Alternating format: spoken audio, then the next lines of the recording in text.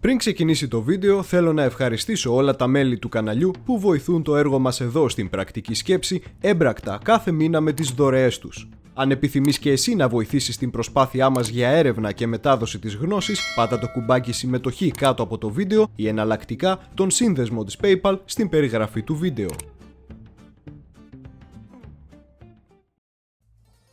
Η Κύπρος είναι ένα από τα μεγαλύτερα νησιά της Μεσογείου, σε μια τρομερή γεωγραφική τοποθεσία που ενώνει την Βόρεια Αφρική, την Μέση Ανατολή και την Ευρώπη. Γιατί όμως το νησί αυτό με πληθυσμό ευρωπαϊκής καταγωγής, που μιλάει την ελληνική γλώσσα και ακολουθεί την ελληνοορθόδοξη θρησκεία, δεν αποτελεί σήμερα μέρος του ελληνικού κράτους? Για να κατανοήσουμε τις αιτίες του κυπριακού ζητήματος, πρέπει να πάρουμε τα πράγματα από την αρχή.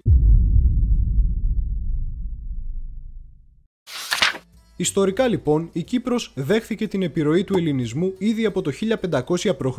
Οι Αχαιοί επίκησαν το νησί και έτσι η Κύπρος εξελληνίστηκε πλήρως μετά από την διεξαγωγή των Τροικών πολέμων το 1200 π.Χ. Ύστερα, η Κύπρος, λόγω της γεωγραφικής της θέσης, βρέθηκε στο στόχαστρο πολλών ισχυρών λαών. Πρώτα οι Ασσύριοι, ύστερα οι Αιγύπτιοι και τέλος ο μεγάλος εχθρός των αρχαίων Ελλήνων, οι Πέρσες. Στην κυρίως Ελλάδα, ήδη στις αρχές του 5ου αιώνα π.Χ. ξεκίνησαν οι Ελληνοπερσικοί πόλεμοι. Χάρη στο επιτυχές αποτέλεσμα των πολέμων για τους Έλληνες, οι Αθηναίοι πήραν την πρωτοβουλία να προωθήσουν την ελληνική κυριαρχία σε όλη τη Μεσόγειο. Γι' αυτό έστειλαν το 450 π.Χ. τον Αθηναίο στρατηγό Κίμωνα στην Κύπρο για να διώξει τους Πέρσες. Ο ελληνικός στόλος νίκησε τους Πέρσες, αλλά οι Αθηναίοι δεν κατάφεραν να κρατήσουν το νησί και αυτό έπεσε πάλι σε περσικό έλεγχο. Επόμενος σταθμός στην ιστορία μας είναι όταν ο Μέγας Αλέξανδρος ξεκίνησε την εκστρατεία του στα τέλη του 4ου αιώνα π.Χ. Όταν ο Αλέξανδρος έφτασε στην Κύπρο, το νησί πήγε με το μέρος του και έδιωξε την περσική κυριαρχία. Στα ελληνιστικά χρόνια, η Κύπρος συνέχισε να βρίσκεται υπό την επιρροή των διαδόχων του Αλεξάνδρου μέχρι που τον 1ο αιώνα π.Χ. κατελήφθη από τους Ρωμαίους. Η Κύπρος ήταν πια μέρος της Ρωμαϊκής Αυτοκρατορίας και εν συνεχεία κομμάτι της Ανατολικής Ρωμαϊκής Αυτοκρατορίας, αλλιώς γνωστή και ως Βυζάντιο. Τα πράγματα συνέχισαν να κυλούν ομαλά για την Κύπρο μέχρι τον 8ο αιώνα, όταν έκαναν την εμφάνισή τους στην περιοχή οι Άραβες και το Ισλάμ. Οι Άραβες έπραξαν πολλές επιδρομές στο νησί, με τους Βυζαντινούς όμως εν τέλει να τους κρατούν μακριά από την Κύπρο. Το κακό ήρθε το 1191, όταν η Κύπρος κατακτήθηκε από τους Σταυροφόρους, που κάνανε εκδρομή στους Αγίους Τόπους για να χτυπηθούν με τους Μουσουλμάνους και αποφάσισαν στον δρόμο να καταλάβουν την Κύπρο. Αλλά τώρα είναι που έρχονται τα όντως δύσκολα. Πριν προχωρήσουμε, ένα μήνυμα από τον χορηγό μας. Το βίντεο αυτό είναι μια χορηγία των εκδόσεων Έσοπτρον. Σας αρέσει που παίρνετε νέες γνώσεις στον τομέα της ιστορίας από την Πρακτική Σκέψη? Οι εκδόσεις Έσοπτρον ειδικεύονται στην έκδοση βιβλίων για αυτοβελτίωση στους υπόλοιπους τομείς της ζωής σας, με βιβλία που σας κάνουν καλύτερους ανθρώπους. Μάλιστα, οι εκδόσεις Έσοπτρον εκδίδουν και το επιστημονικό περιοδικό ονόματι Hellenic Nexus, το οποίο ειδικεύεται σε αναλύσεις για θέματα ιστορίας και γεωπολιτικής. Στο περιοδικό αυτό έχουμε τη χαρά να φιλοξενούνται κείμενα που γράφει το μουστάκι μου. Προμηθευτείτε τα βιβλία και το περιοδικό των εκδόσεων Έσοπτρον από την ιστοσελίδα του καταστήματος διαδικτυακά ή επισκεφτείτε το κατάστημα των εκδόσεων Έσοπτρον στην Αθήνα, στην οδό Ελευθερίου Βενιζέλου 57. Πάμε πίσω στο βίντεό μας.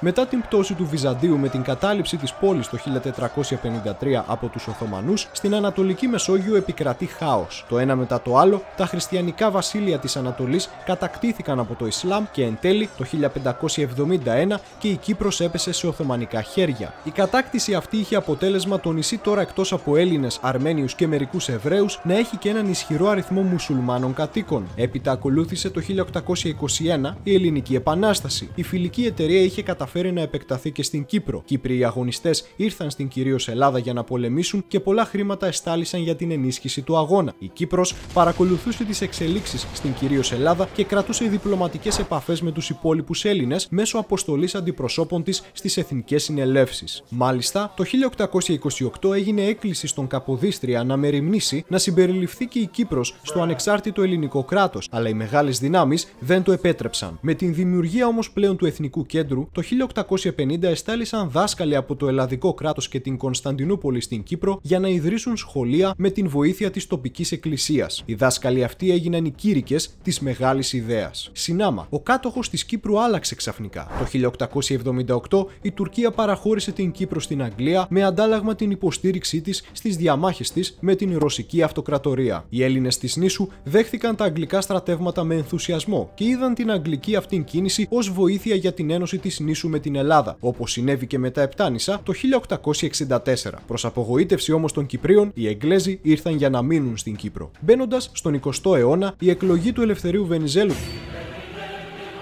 το 1910 στην Ελλάδα ξεσήκωσε τους Κύπριους, καθότι όλοι τους ανέμεναν από αυτόν να στείλει στρατό και να τους κάνει μέρος του ελλαδικού κράτους. Έτσι, 2.000 Κύπριοι εθελοντές ήρθαν στην κυρίως Ελλάδα με την έναρξη των Βαλκανικών πολέμων το 1912 για να πολεμήσουν στην πρώτη γραμμή. Η Ελλάς φυσικά βγήκε νικήτρια από τους Βαλκανικούς πολέμους και αυτό οι Εγγλέζοι το παρατήρησαν. Η Αγγλία λοιπόν, έχοντας πια μεγαλύτερη εμπιστοσύνη προς την Ελλάδα, πρότεινε την παραχώρηση της Κύπρου στην Ελλάδα με αντάλλαγμα μια ναυτική βάση στην Κεφαλονιά. Το σχέδιο έβρισκε σύμφωνες και τις δύο πλευρές, αλλά η έναρξη του Πρώτου Παγκοσμίου Πολέμου ακύρωσε τα όποια σχέδια. Το 1914, με αφορμή την είσοδο της Τουρκίας στον πόλεμο με την πλευρά των Γερμανών, οι Άγγλοι κατήργησαν την συμφωνία με τους Τούρκους και ανακήρυξαν την Κύπρο ως αποικία. Άρα τα δικαιώματα της Τουρκίας επί της νήσου χάθηκαν. Κατά τη διάρκεια του πολέμου, προτάθηκε στον βασιλιά Κωνσταντίνο το 1915 από την Αντάντ να δοθεί η Κύπρος στην Ελλάδα, μόνο αν η χώρα κηρύξει τον πόλεμο στις κεντρικές δυνάμεις. Αυτή η πρόταση όμως κρίθηκε από την βασιλική ηγεσία επικίνδυνη, διότι η Ελλάδα μπορούσε να δεχθεί επίθεση από τους Γερμανοβουλγάρους από τον Βορρά, οπότε η απάντηση ήταν αρνητική. Το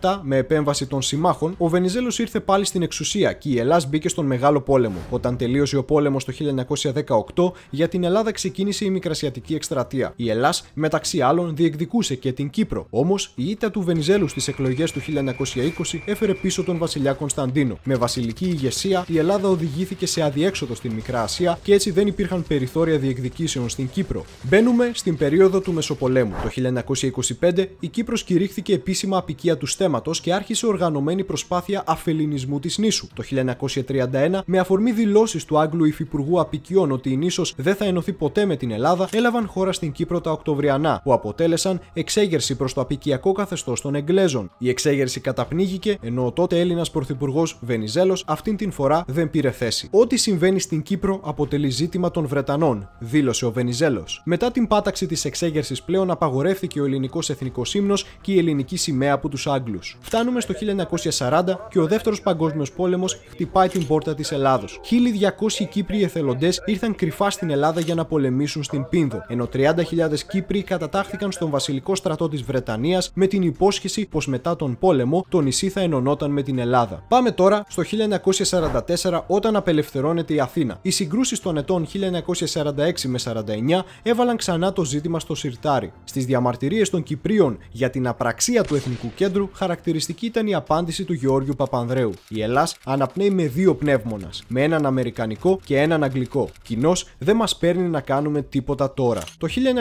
1950 έλαβε χώρα δημοψήφισμα στην Κύπρο για την ένωση της νήσου με την Ελλάδα. Το δημοψήφισμα οργανώθηκε από την Εκκλησία του νησιού και μπορούσαν να ψηφίσουν μόνο οι Ελληνοκύπριοι. Το ναι κέρδισε με ένα τρομερό ποσοστό 95,7%, ενώ το όχι του 4,3% προήλθε μόνο από δημόσιους υπαλλήλους που φοβόντουσαν τις κυρώσεις της Αγγλοκρατίας. Μάλιστα, ακόμα και η Κυπριακή Αριστερά υπό το κόμμα ΑΚΕΛ καλούσε τους Τούρκους εργάτες να αποτινάξουν τον αγγλικό ζυγό και να ενωθούν με τους Έλληνες. Δύο είναι οι πρωτεργάτες του αγώνα της Κυπριακής Ανεξαρτησίας, ο Αρχιεπίσκοπος Κύπρου Μακάριος και ο στρατιωτικός Γεώργιος Γρίβας. Το 1952, τα πρώτα στελέχη της ΕΟΚΑ που θα διεξήγαγαν τον Αντάρτικο αγώνα κατά των Άγγλων ορκίστηκαν στον αγώνα. Ο τότε Έλληνας πρωθυπουργός Αλέξανδρος Παπάγος αποφάσισε να πάει απευθείας τότε στον ΟΗΕ το 1954, θεωρώντας ότι η διεθνοποίηση του θέματος θα έφερνε και την γρήγορη λύση του. Όμως, δέχθηκε προειδοποίηση από την Αμερική να μην ανοίγει ζητήματα. Παρ' όλα αυτά, ο Παπάγος αναφέρθηκε στο Κυπριακό στον ΟΗΕ και ζήτησε συνέλευση, η οποία όμως απορρίφθηκε. Έτσι, το 1955 ο Παπάγος πήρε την πρωτοβουλία να ενθαρρύνει τον αγώνα της ΕΟΚΑ. Γι' αυτόν τον λόγο έστειλε κρυφά όπλα στην οργάνωση για να πετύχει τους σκοπούς της. Ο Παπάγος έβρισκε αντίθετο στην διευθέτηση του ζητήματος και τον τότε βασιλιά Παύλο, όμως ήδη το σχέδιο είχε μπει σε ράγες. Ο ένοπλος αγώνας άρχισε την 1η Απριλίου του 1955 και οι Κύπριοι κατάφεραν ήδη από τους πρώτους μήνες σημαντικά χτυπήματα κατά των Βρετανών. Τον Αύγουστο του 1955, επειδή οι Άγγλοι είχαν κουραστεί με τις πιέσεις της Ελλάδας, κάλεσαν σε τριμερή συνάντηση Αγγλίας-Ελλάδας-Τουρκίας. Αυτό όμως ήταν παγίδα, διότι έτσι μετέτρεψαν το ζήτημα από θέμα Ελλάδας-Αγγλίας σε θέμα Ελλάδας-Τουρκίας. Τότε, ο πρωθυπουργός Παπάγος, που ήδη ήταν βαριά άρρωστος, είχε αφήσει ως επικεφαλής τον Υπουργό υπουργό εξωτερικών του Στέφανο Στεφανόπουλο, ο οποίος όμως δέχθηκε την πρόσκληση, μη σκεπτόμενος ότι έτσι η Ελλάδα αποδεχόταν την Τουρκία ως ισότιμο συνομιλητή της. Το συνέδριο ήταν μια ολοκληρωτική αποτυχία, ενώ η ελληνική πλευρά κράτησε στάση ουδετερότητας και οι συνομιλίες οδηγήθηκαν στο κενό. Αφού οι Βρετανοί τώρα έφεραν την Τουρκία στο κυπριακό ζήτημα, άρχισαν να κάνουν προτάσεις στην Ελλάδα και στην ΕΟΚΑ να σταματήσει το Αντάρτικο, με αντάλλαγμα παραχώρηση επιπλέον δικαιωμάτων στους Έλληνες της Κύπρου. Η ελληνική ηγεσία όμως, ακέφαλη πια, αφού ο Παπάγος ήταν ετοιμοθάνατος, δεν είχε στρατηγική για συζήτηση τέτοιων επιλογών και οι προτάσεις αγνοήθηκαν. Μετά τον θάνατο του Παπάγου, ο βασιλιάς Παύλος προώθησε τον Κωνσταντίνο Καραμανλή για επόμενο πρωθυπουργό. Ο Καραμανλής ήταν και αυτός κατά της επίλυσης του Κυπριακού εκείνη τη στιγμή, και οι επόμενες προτάσεις των Βρετανών για νέα συζήτηση ελληνοβρετανικής συμφωνίας έλαβαν την αρνητική απάντηση του Αρχιεπισκόπου Μακαρίου. Το 1956 ξεκίνησε με τους Βρετανούς να γίνονται πιο σκληροί λόγω της ελληνικής αδιαλαξίας. Ο Γρίβας επικηρύχθηκε για 100.000 λίρες, ενώ μέσα στο έτος ο Μακάριος εξορίστηκε στις Σεϊχέλες. Στην κυρίως Ελλάδα υπήρχαν έντονες αντιδράσεις για την στάση της κυβέρνησης Καραμανλή και ο Έλλην πρωθυπουργός ζήτησε την άμεση καταστολή των συγκεντρώσεων που είχαν γίνει στην Αθήνα. Εχθρός της ΕΟΚΑ του Γρίβα όμως δεν ήταν μόνο οι Βρετανοί και οι Τούρκοι, αλλά και το ΑΚΕΛ, το οποίο δεν επιθυμούσε την αρχηγία του αγώνα κατά των Βρετανών να την έχουν οι αντάρτες του Γρίβα. Ενώ λοιπόν όλα τα κομμουνιστικά κόμματα του Ανατολικού Μπλοκ ήταν υπέρ της ΕΟΚΑ, το ΑΚΕΛ ονόμαζε τους ΕΟΚΑτζίδες τρομοκράτες του καπιταλιστικού υπερεαλισμού. Επιπροσθέτως, οι εξόριστοι κομμουνιστές με τον Νίκο Ζαχαριάδη απεκάλυψαν στους Άγγλους μέσω του σταθμού Ελεύθερη Ελλάδα από το εξωτερικό το όνομα του Γεώργιου Γρίβα, κάνοντάς τον στόχο. Εν μέσω των γεγονότων αυτών, το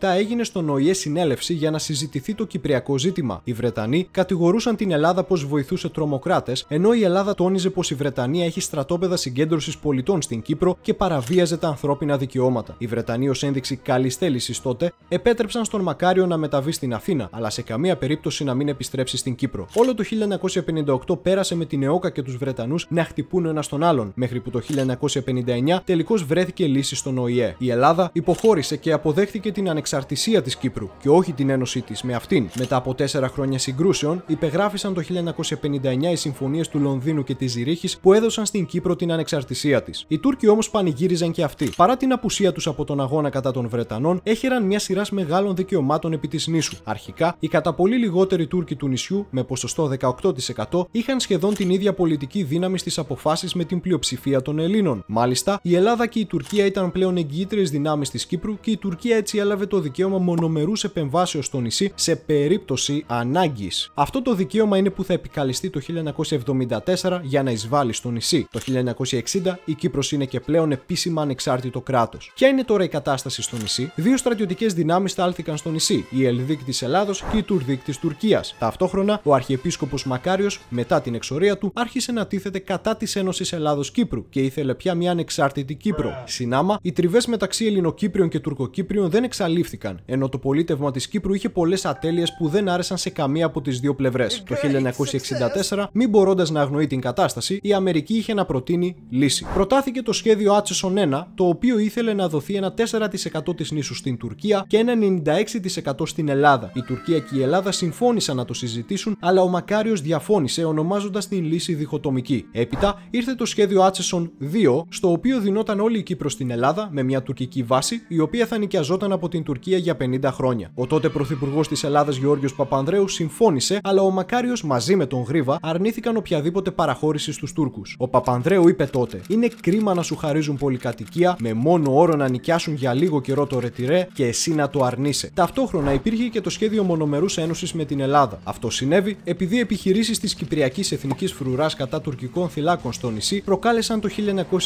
1964 βομβαρδισμό της Κύπρου από τουρκικά αεροσκάφη. Τότε, ο πρωθυπουργός Παπανδρέου ενέγκρινε την αποστολή 2.000 Ελλήνων στρατιωτών κρυφά στην Κύπρο. Η αποστολή των αντρών θα ήταν προσωρινή, μέχρι μόνο να σχηματιστεί η Εθνική Φρουρά αποτελούμενη από 60.000 άντρες. Όμως, ο τότε Υπουργός Άμυνας της Ελλάδος, Πέτρος Γαρουφαλιάς, αποφάσισε να στείλει μυστικά άλλους 6.000 εν αγνία του Παπανδρέου. Ο Παπανδρέου θα μάθει για την ύπαρξη 8.000 στο σύνολο Ελλήνων στρατιωτών στην Κύπρο από τους Τούρκους, οι οποίοι διαμαρτυρήθηκαν στον ΟΗΕ. Παρ' όλα αυτά, η ελληνική κυβέρνηση πήγε ένα βήμα παραπέρα και οργάνωσε σχέδιο άμεσης ένωσης Ελλάδος-Κύπρου, και ο Γαρουφαλιάς πήγε ο ίδιος να δει τον Μακάριο για να τον ενημερώσει για αυτό. Ο Μακάριος όμως έθεσε ως όρο, για να συμβεί κάτι τέτοιο, να γίνει ο ίδιος αντιβασιλέας της Ελλάδος. Ο Γαρουφαλιάς έμεινε άφωνος και το σχέδιο δεν προχώρησε. Φτάνουμε έτσι στην 21η Απριλίου του 1967. Η πολιτική κατάσταση στην χώρα άνοιξε τον δρόμο για το πραξικόπημα των συνταγματαρχών και ζήτημα στην εξωτερική εσωτερική πολιτική των Απριλιανών ήταν και το Κυπριακό. Έλαβε χώρα και η συνάντηση στον Εύρο, που οδηγήθηκε σε αδιέξοδο λόγω της τάσης των Τούρκων που αποφάσισαν τελευταία στιγμή να αλλάξουν την συμφωνία που έδειχνε πως θα κυριαρχούσε. Τα ελληνοτουρκικά προβλήματα όμως δεν σταμάτησαν. Ο βασιλεύς Κωνσταντίνος ο Δεύτερος, επειδή οι συνταγματάρχες έδρασαν χωρίς την έγκρισή του στο πραξικόπημα που ήθελε να κάνουν δική του έμπιστη, είχε επαφές με τις Ηνωμένες Πολιτείες για το πώς θα διώξει τους Απριλιανούς. Οπότε, αφού ήλεγχε τα επιτελεία των ενόπλων δυνάμεων ο ίδιος, έδωσε μέσω αυτών εντολή στον Γρίβα στην Κύπρο να προχωρήσει τον Νοέμβριο του 1967 στις επιχειρήσεις της Κοφίνου κατά των Τουρκοκυπρίων για να προκληθεί η ελληνοτουρκική κρίση. Σκοπός ήταν οι Απριλιανοί να απομακρυνθούν από την εξουσία ως ανίκανοι. Οι επιχειρήσεις όντως έδωσαν τη νίκη στα ελληνικά όπλα και η Τουρκία, όπως ήταν αναμενόμενο, αντέδρασε. Οι Τούρκοι απέτησαν να φύγουν οι 8.000 Έλληνες στρατιώτες από την Κύπρο, αλλιώς θα εισέβαλαν στο νησί. Έτσι, προς αποφυγή κλιμάκωσης, ο ΟΗΕ και η ΗΠΑ ζήτησαν από την ελληνική πλευρά να πραγματοποιήσει το αίτημα. Στους κόλπους της 21ης Απριλίου επικρατούσε αναβρασμός. Το Επαναστατικό Συμβούλιο άρχισε να μαθαίνει για την προβοκάτσια και έτσι σε σύσκεψη που προέδρευε ο βασιλιάς, ο Παπαδόπουλος σηκώθηκε και είπε: «Εις περίπτωση πολέμου, σεις μεγαλειότατε σύμφωνα με το Σύνταγμα θα αναλάβετε αρχιστράτηγος των ενόπλων δυνάμεων». Ο βασιλεύς βρέθηκε σε αδιέξοδο γιατί σκοπός του ήταν να πέσουν οι Απριλιανοί λόγω ανικανότητας διαχείρισης της κρίσης και όχι να οδηγήσει ο ίδιος την χώρα σε πόλεμο που δεν μπορούσε να κερδίσει εκείνη την στιγμή. Τελικώς, ο βασιλιάς πίεσε να φύγει η μεραρχία από το νησί και έτσι και η ομάδα του Παπαδόπουλου αποδέχθηκε την αποχώρηση της λεγόμενης μεραρχίας από την Κύπρο. Αυτό που κατάφερε ο Παπαδόπουλος ήταν να μείνουν κρυφά περίπου 700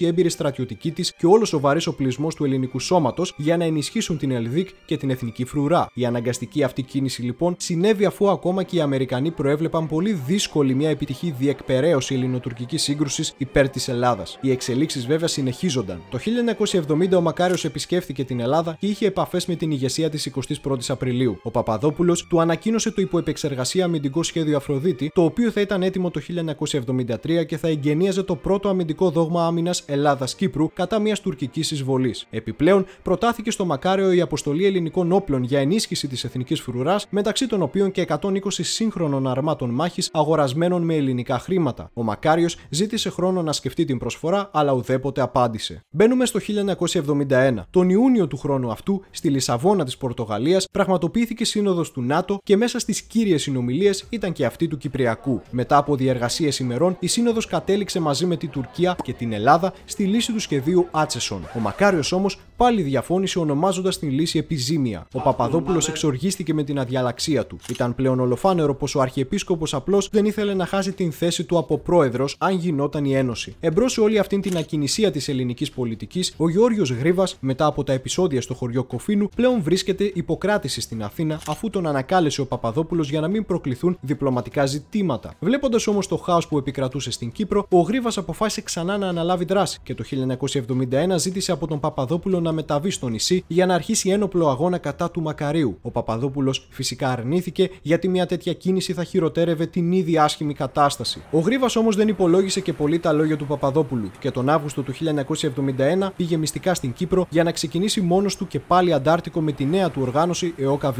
Η ενέργεια αυτή όμως προφανώς και χειροτέρεψε την κατάσταση και επικράτησε διχασμό στο νησί με έναν ακήρυκτο εμφύλιο πόλεμο. Ο Παπαδόπουλος αποφάσισε το 1973 να αποκηρύξει την ΕΟΚΑ Β ως επιζήμια για το έθνος. Ο Γρίβας τότε ζήτησε την βοήθεια του Δημήτριου Ιωαννίδη με επιστολή που του έστειλε τον Οκτώβριο του 1973 και ζήτησε την αποστολή όπλων στην ΕΟΚΑ Β.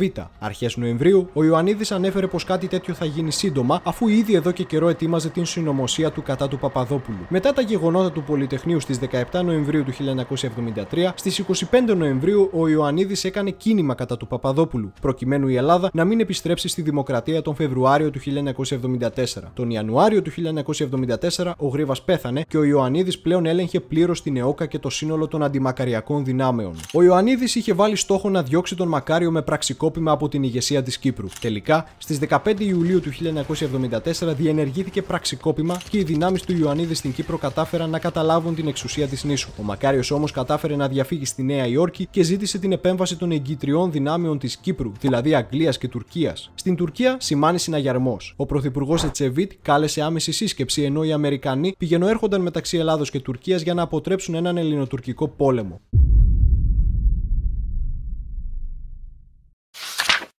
20 Ιουλίου 1974, ώρα 2 π.Μ.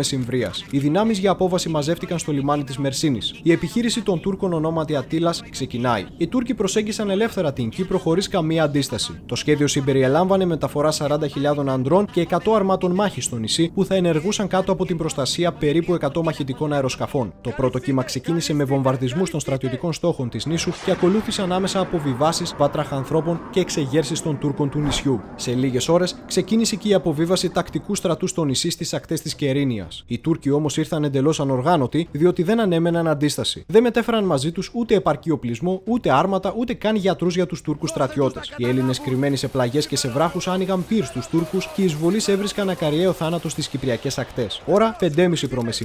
Δόθηκε διαταγή να ξεκινήσει η ρήψη αλεξιπτωτιστών εντός των τουρκικών θυλάκων της νήσου και να αρχίσουν βομβαρδισμοί των ακτών αποβίβασης από τον τουρκικό στόλο. Αλλά πού να ρίξουν, αφού δεν υπήρχε σχέδιο για περίπτωση αντεπίθεσης. Η άγνοια των Τούρκων είχε ως αποτέλεσμα να αρχίσουν πολλά βλήματά τους να πέφτουν πάνω σε φίλιες δυνάμεις τους ή στην θάλασσα. Ο ευνηδιασμός που θέλανε να πετύχουν οι Τούρκοι τελικά αντιστράφηκε, αλλά η ασυνεννοησία της ελληνικής πλευράς δεν άφηνε περιθώρια αξιοποίησης της σύγχυσης του εχθρού. Με μια απεγνωσμένη διαταγή εστάλησαν 2 κυπριακές τορπιλάκατοι σε επιχείρηση αυτοκτονίας κατά των τουρκικών αποβατικών. Όμως, μέχρι να εισέλθουν σε ακτή ναυολής, ήδη τα τουρκικά αεροσκάφη τις κατέστρεψαν. Ώρα 7 π.Μ.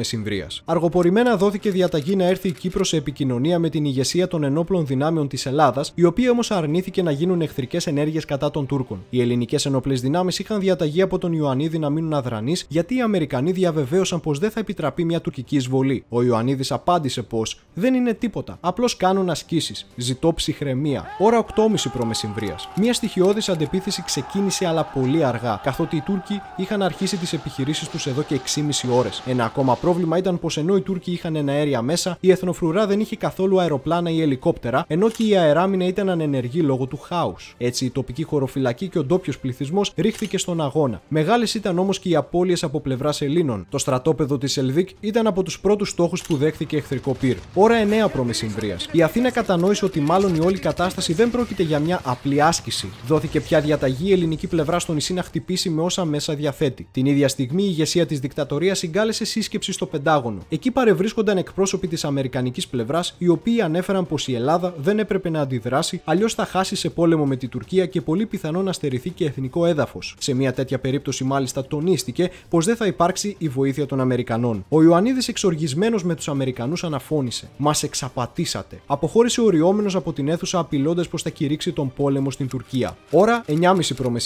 Οι Ελδικάριοι κατάφεραν να αντέξουν το εχθρικό πυρ. Οι επιχειρήσεις στο νότο κατά των τουρκικών θυλάκων ήταν επιτυχείς και ξεκίνησε οργανωμένη αντεπίθεση στον βορρά. Οι μάχες δίνονταν σώμα με σώμα, με τους Έλληνες να εξορμούν κατά των τουρκικών θέσεων με εφόπλου λόγχη. Ώρα 11:45 π.Μ.